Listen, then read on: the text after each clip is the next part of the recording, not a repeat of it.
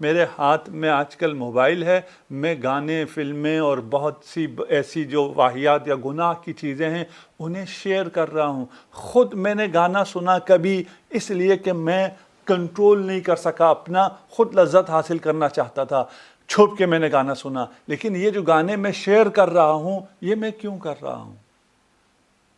یہ اس لیے کر رہا ہوں نا کہ میری نظر میں خدا احون الناظرین ہے، خدا کی اہمیت نہیں ہے۔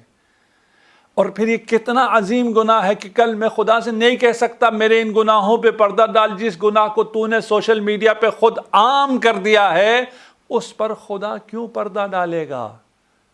تو نے خدا کو پردہ ڈالنے کی مہلت ہی نہیں دی ہے۔ پھر یہ وہ اتنا بڑا گناہ ہے جس میں نہ لذت بھی کوئی نہیں ہے، کوئی لذت نہیں ہے۔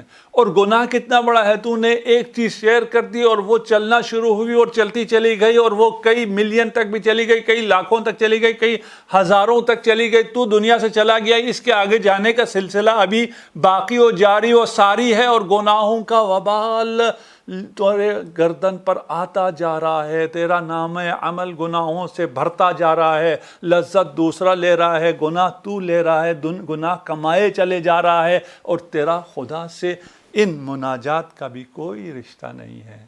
تو ایک نمبر شیئر کر دیتا ہے لڑکی کا، کسی لڑکے کو دے دیا، تو نے فیسیلیٹیٹ کر دیا، کسی کو کسی سے ملا دیا، وہ گناہ کرتے رہے، تو ان گناہ میں شریک رہا، اور تیرا یہ گناہ کتنا عظیم ہے۔ الفتنۃ اشد من القتل آیت ہے۔ یہ جو فتنہ تو فساد پھیلا رہا ہے، یہ جو بے حیائی پھیلا رہا ہے، یہ جو گانے تو اور بے حیائی کی چیزیں، یا وہ ویڈیو جس میں گالیاں ہیں، گلوچ ہے، حتیٰ بے ہودہ عبث، جس کی وجہ سے دوسرے مومن اور مسلمان کا کئی منٹ ضائع ہو گئے، اسے کچھ نہ ملا، اس ضیاع کا تو ذمہ دار ہے۔